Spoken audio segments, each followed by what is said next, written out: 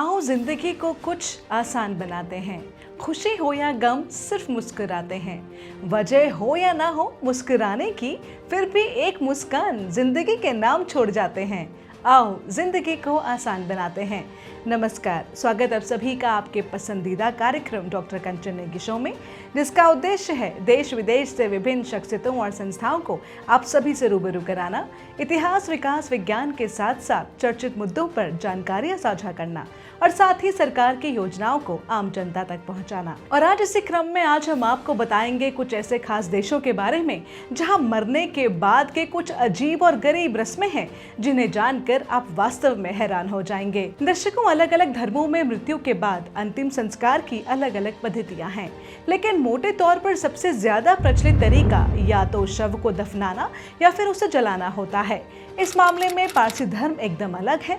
वो मरने के बाद शव को ऊंचे खुले स्थान पर रख देते हैं, जहां गिद्ध मृत शरीर का भक्षण करते हैं। अंतिम संस्कार को लेकर बनी धार्मिक मान्यताएं चौंकाती हैं दर्शकों। हिंदू, सिख और बौद्ध धर्म में शव को लकड़ी की शैया पर रख कर जलाते हैं, लेकिन इन तीनों धर्मों में दफनाने की भी परंपरा रही है।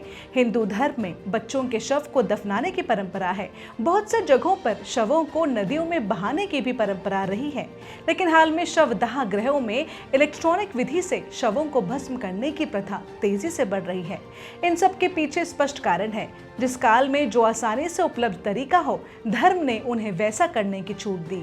हालांकि हिंदू धर्म में शवों को जलाने के लिए पत्थर या सीमेंट के स्थान के अलावा मिट्टी के स्थान का भी इस्तेमाल किया जाता है। अब ये देखिए, यह है काशी का मणिकर्णिका घाट, जहां शवों को जलाने के बाद राख को गंगा में प्रवाहित कर दिया जाता है। माना जाता है कि ऐसा करने से मृतक की आत्मा को मोक्ष की प्राप्ति होती है। हालांकि हिंदू धर्म में बच्चों और संतों को पवित्र आत्मा मानकर उन्हें दफनाने की परंपरा भी है। इसी तरह दफनाने की परंपरा की शुरुआत यहूदियों ने की थी। इजराइल या पश्चिमी देशों में लकड़ी और आग जलाने आसान नहीं होती। इसके पीछे उनकी शीत जलवायु है। ऐसे में उनके धर्म ने शवों को दफना देने की छूट दी, लेकिन यहूदियों के बाद इस परंपरा को ईसाई धर्म के लोगों ने मान लिया। हालांकि भारत में वैदिक काल में कुछ संतों के समाधि लेने के तथ्य भी साफ मिलते हैं, लेकिन इसे मान्यता के तौर पर सबसे ज्यादा कब्रिस्तान बनाने के बाद माना जाने लगा। पारसी धर्मावलंबी शवों को ना जलाते हैं, ना दफनाते हैं और न ही नदी में बहाते हैं। इस धर्म में मृत शरीर को खुले में गिद्धों को नोचने के लिए छोड़ देते हैं। इसके बाद गिद्ध शवों को नोचकर खाते रहते हैं।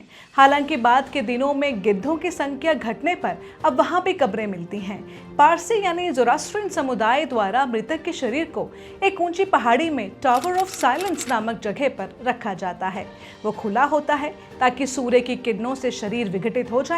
उसे गिद्धों को खाने के लिए छोड़ दिया जाता है। ये है दर्शकों मुंबई का टावर ऑफ साइलेंस, जहां एक मीनार के ऊपरी हिस्से में खुले में शव को रखकर गिद्धों को आमंत्रित किया जाता है। टावर ऑफ साइलेंस निस्तब्धता का दुर्ग पारसियों के कब्रिस्तान को कहते हैं। ये गोलाकार खोखली इमारत के रूप में होता है। यहाँ पर पारसी लोग अपने मृत जनों का अंतिम संस्कार करते हैं।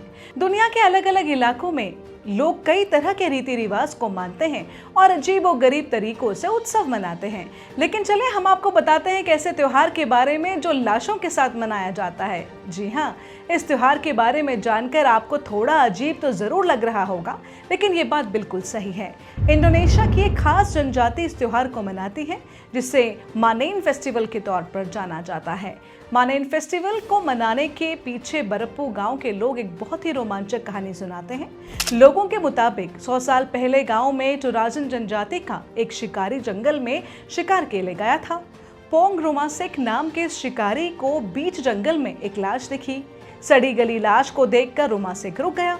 उसने लाश को अपने कपड़े पहनाकर अंतिम संस्कार किया। इस घटना के बाद से ही रोमासेक की जिंदगी में बदलाव आए और उसकी बदहाली भी खत्म हो गई। इसके बाद से ही टोराजन जनजाति के लोगों में अपने पूर्वजों की लाश को सजाने की प्रथा शुरू हो गई। मान्यता है कि लाश की देखभाल करने पर पूर्वजों की आत्माएं आशीर्वाद देती हैं। इस त्योहार को मनाने की शुरुआत किसी के मरने के बाद ही हो जाती है। परिजन की मौत हो जाने पर उन्हें एक ही दिन में न दफनाकर कई दिनों तक उत्सव मनाया जाता है। ये सब चीजें मृत व्यक्ति की खुशी के लिए की जाती हैं और उसे अगली यात्रा के लिए तैयार किया जाता है। इस यात्रा को पुया कहा जाता है। इस त्योहार के दौरान परिजन बैल और भैंसे जैसे जानवरों को मारते हैं और उनकी सींगों से मृतक का घर सजाते हैं।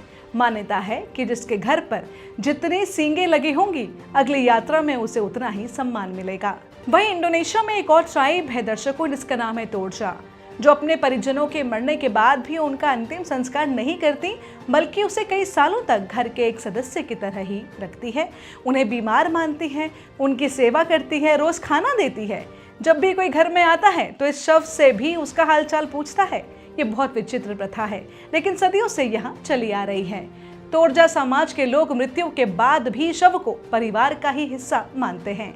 शव को घर में वैसे ही रखा जाता है जैसे वो व्यक्ति मृत्यु से पहले था। ये लोग मृतक को बीमार व्यक्ति की तरह मानते हैं, जिसे मकुला कहते हैं। वो रोजाना उनकी देखभाल करते हैं, उनका शरीर सुरक्षित रहे इसके लिए फॉर्मल्डिहाइड और पानी का मिश्रण नियमित रूप से उनके शरीर पर लगाते हैं। अपने घर में शव के साथ रहना इनके लिए जरा भी अजीब नहीं है, क्योंकि ये इनकी संस्कृति है। डेली मेल के मुताबिक इस समाज की मान्यता है कि इंसान के अंतिम संस्कार में पूरा कुनबा साथ रहना चाहिए। इसीलिए जब तक परिवार के सभी लोग इकट्ठा नहीं होते, शव का अंतिम संस्कार नहीं किया जाता। अंतिम संस्कार में पूरा कुनबा शामिल होता है। इसमें भव्य भोज का आयोजन किया जाता है। इस अवसर पर भैंसों की बलि दी जाती है। मान्यता के अनुसार जो व्यक्ति मर जाता है उसके साथ भैंसें का होना जरूरी है, क्योंकि मरने के बाद भैंस ही दूसरी दुनिया तक जाने का माध्यम होता है। ऐसी इनकी यहाँ पे मान्यता है। और इन शव को दफनाते नहीं, बल्कि पहाड़ियों पर बनी प्राकृतिक गुफाओं में उन्हें एक ताबूत में रख दिया जाता है। इन गुफाओं में जरूरत की सभी चीजें ताबूत के साथ रखी जाती हैं। इस समाज का मानना है कि आत्माएं इनका इस्तेमाल करती हैं। अंतिम संस्कार करने के बाद भी तोरजा समाज अपनों को नहीं भूलता। हर 3 साल में दूसरा अंतिम संस्कार किया जाता है, जिसे मानेन कहते हैं, जिसके बारे में हमने विस्तार से आपको बताया। 3 साल के बाद शव का रूप बदल जाता है, उनके बाल बनाए जाते हैं, नए कपड़े पहनाए जाते हैं और उनके साथ तस्वीरें लोग खिंचवाते हैं। इस दौरान ताबूतों की मरम्मत की जाती है। बाद में शवों को ताबूत में रखकर उनकी जगह पर वापस छोड़ दिया जाता है। ये संस्कार अपने अपनों को याद करने और उनके प्रति प्यार दिखाने का एक अद्भुत तरीका है। वहीं हम बात करते हैं अफ्रीका की, तो अफ्रीका के पूर्वी तट पर स्थित मेडागास्कर में भी शव का अंतिम संस्कार बेहद अजीबोगरीब तरीके से किया जाता है। यहाँ जब भी किसी की मौत होती है तो वहाँ शव को दफनाने के बाद उसे बीच बीच में निकालकर देखा जाता है। दरअसल वहाँ के लोगों की मान्यता है कि जब तक शव का मांस गल नहीं जाता, तब तक मृतक को दूसरा शरीर नहीं मिल पाता। जब शव गल जाता है और बस कंकाल रह जाता है तो लोग उसका जश्न मनाते हैं। वे शव को निकालकर पहले खूब नाच गाना करते हैं और धूमधाम से खुशियां मनाते हैं। उन्हें लगता है कि अब मृतक को नया शरीर मिल गया है। बाद में उस शव को वे लोग फिर से दफना देते हैं। इस परंपरा को वहाँ के लोग फामाजिहाना कहते हैं। दक्षिण कोरिया की बात करें तो यहाँ पे भी अंतिम संस्कार की कुछ ऐसी परंपरा है जो सबसे हटकर है। दरअसल यहाँ पर जब किसी की मौत हो जाती है तो मृतक के परिजन शव को जलाने के बाद उसके अवशेषों को अलग अलग रंगों के मोतियों, फिरोजी कलर, गुलाबी या काला में संरक्षित कर देते हैं। इसके बाद इन्हें कांच के बर्तन में डालकर घर की किसी खास जगहों पर रख दिया जाता है। दरअसल दक्षिण कोरियाई लोगों का मानना है कि इससे उन्हें लगता है कि उनके प्रियजन उनके आसपास ही हैं। अमेज़न के जंगलों में पाई जाने वाली यानोमानी जनजाति की अगर बात करें तो इनका मृतक का अंतिम संस्कार करने का तरीका काफ़ी हैरान करने वाला है। ये लोग एंडोकैनिबलिज्म रिवाज को फॉलो करते हैं। इस रिवाज के मुताबिक जब भी घर में किसी की मौत होती है तो वे लोग पहले मृतक के शव को पत्तों से ढककर कहीं रख देते हैं। फिर 1 महीने बाद शव को जलाकर उसकी राख एक बर्तन में डाल देते हैं। फिर उस राख का सूप बनाकर पूरा परिवार उसे पीता है। द गार्जियन के मुताबिक इस समुदाय का मानना है कि मृत व्यक्ति की आत्मा को शांति तभी मिलती है जब उसके शव को रिश्तेदारों ने खाया हो। तो दर्शकों, हमारा आज का एपिसोड यहीं समाप्त होता है। मुझे उम्मीद है आपको हमारा ये वाला एपिसोड हमारे बाकी अन्य एपिसोड्स की तरह बेहद पसंद आया होगा। चलते चलते कहना चाहूंगी, वक्त के साथ टूटे अरमानों को और टूटते हौसलों को सजाना संभालना ही है जिंदगी। खुशनुमा दौर पर मुसीबतों का इम्तिहान ही तो है जिंदगी। जियो तो जिंदगी का हर पल खुल के जियो, क्योंकि मौत जब आती है तो लेकर चली जाती है वो जिंदगी। और इन्हीं पंक्तियों के साथ और इस उम्मीद के साथ कि डॉक्टर कंचन नेगी शो की टीम फिर हाजिर होगी अगले शनिवार रात 9 बजे सिर्फ उत्तराखंड हेरिटेज मीडिया पर। अब फिलहाल हमारी टीम को और मुझे यानी डॉक्टर कंचन नेगी को दीजिए इजाजत। नमस्कार। आपका business solutions, where your search ends.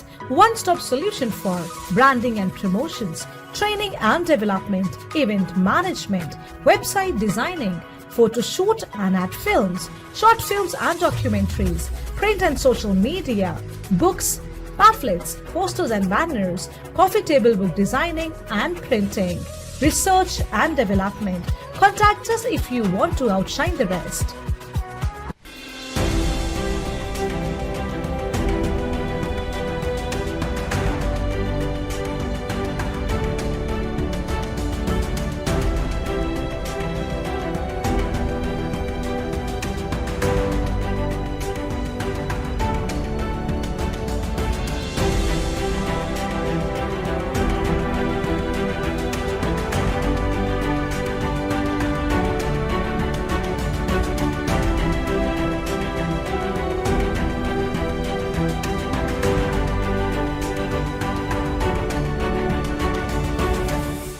Uttarakhand heritage media, Uttarakhand का प्रख्यात सोशल मीडिया प्लेटफॉर्म और मीडिया हाउस।